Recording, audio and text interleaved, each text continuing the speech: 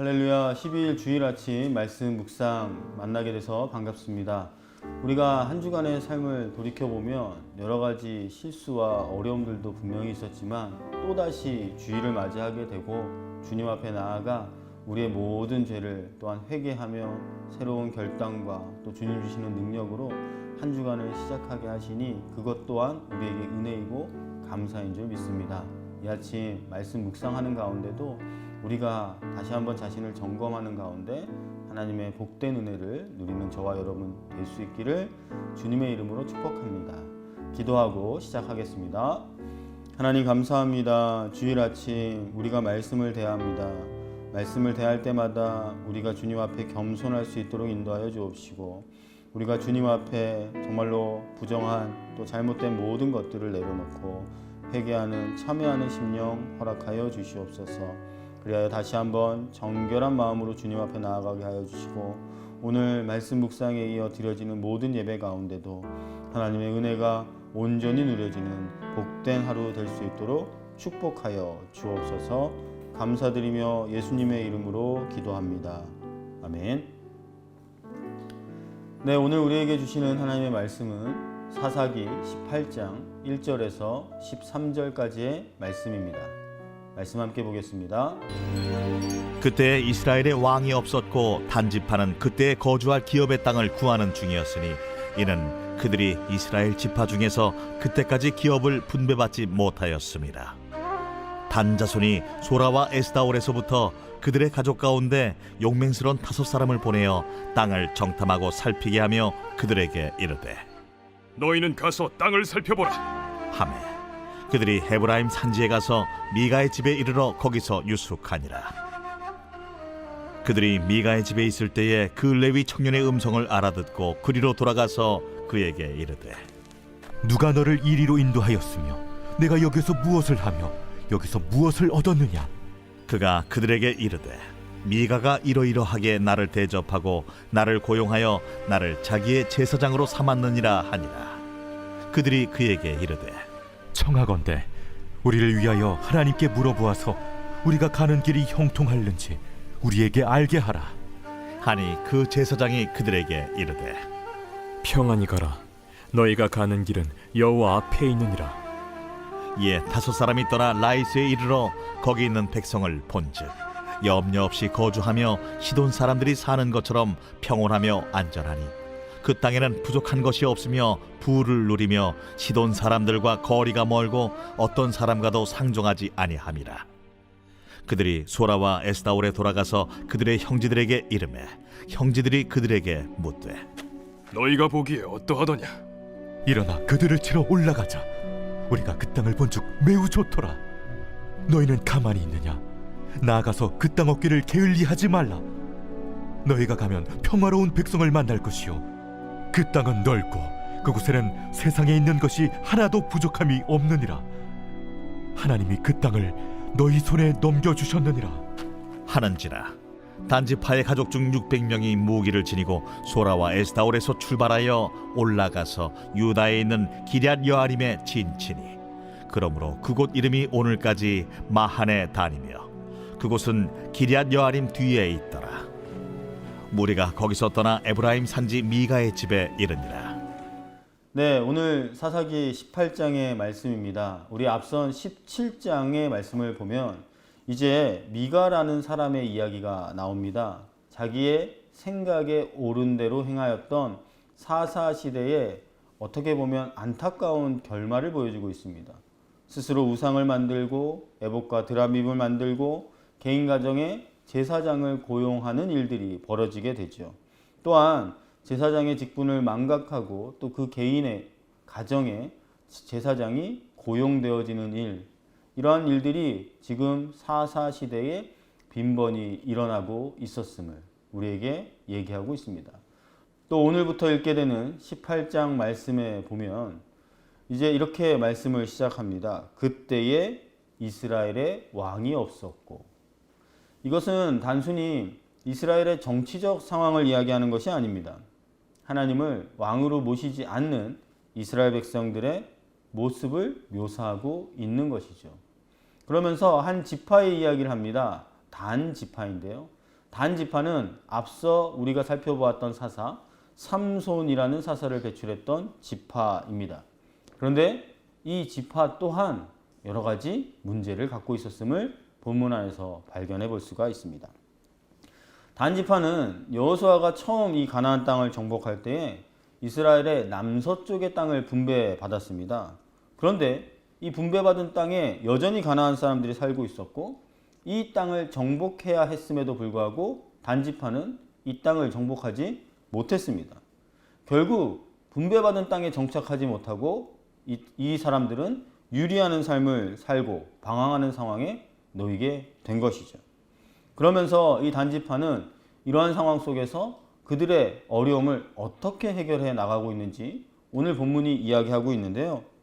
하나님을 의지하고 하나님의 도움을 요청하는 것보다는 자신들의 방법과 생각대로 하나님을 이용하는 장면들이 나오는 것 같습니다. 자, 정찰대로 사람을 뽑습니다. 그리고 새로운 땅을 찾기 시작하죠. 그리고 스스로 이 문제를 해결하기 위해서 나름 노력을 합니다. 그래서 단 지파가 북쪽 지역에 새로운 땅을 찾게 됩니다. 강한 적도 없고 평온해 보이는 땅이었죠. 모든 일이 순탄하게 잘 진행되는 것 같아서 그들 나름대로도 만족한 것 같습니다. 그리고 이 새로운 정착지에 정착하게 된 거죠. 그런데 이 땅을 찾는 과정에서 아까 말씀드렸던 이 단 지파의 문제점들이 나타나게 됩니다. 정찰대가 앞장에서 언급되었던 이 미가의 제사장, 이 레위 청년을 만나게 되는 것이 문제인데요. 오늘 본문의 5절, 6절에 보시면 이렇게 되어 있습니다. 그들이 그에게 이르되 청하건대 우리를 위하여 하나님께 물어보아서 우리가 가는 길이 형통하는지 우리에게 알게 하라 하니 그 제사장이 그들에게 이르되 평안히 가라 너희가 가는 길은 여호와 앞에 있느니라 하니라. 자, 이 청년에게 자신들의 앞길을 물어보죠. 성공할 수 있느냐, 형통할 수 있느냐라고 물어봅니다.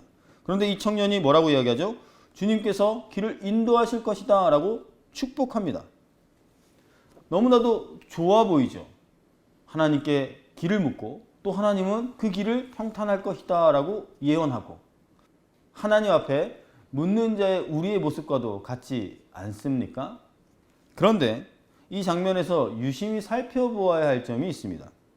이 제사장 청년이 하나님의 뜻을 듣고 대언했다라는 대목은 어디에서도 찾아볼 수가 없다라는 것이죠.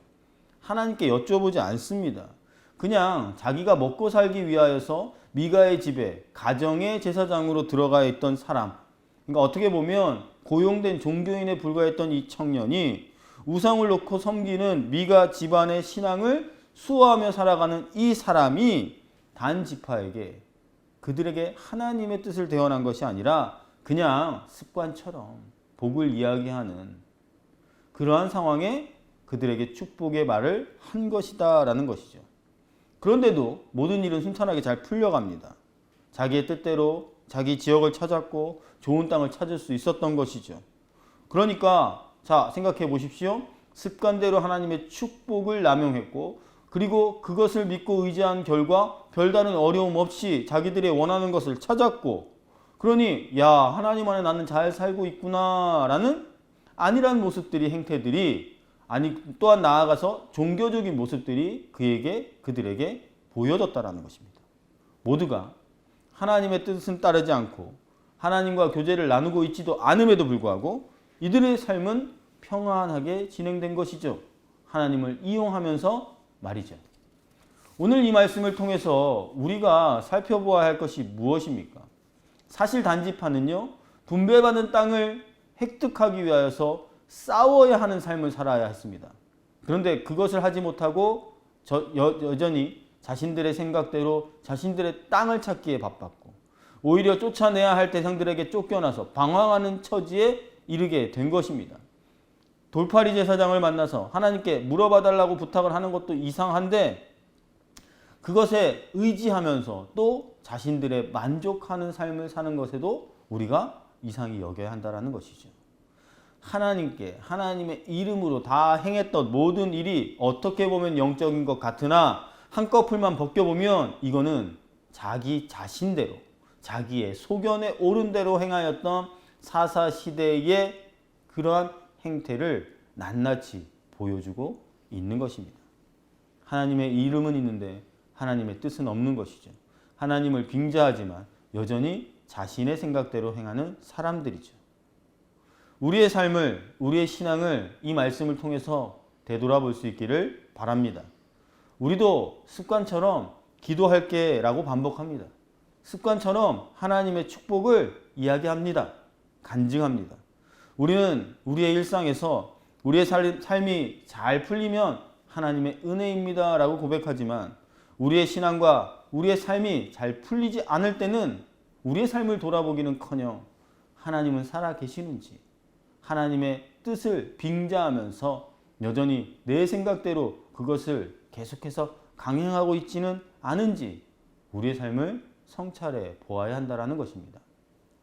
교회가 성장하고 개인은 성공하고 나라가 부유해지면 그것이 우리의 모든 만족의 기준이 되는 겁니까?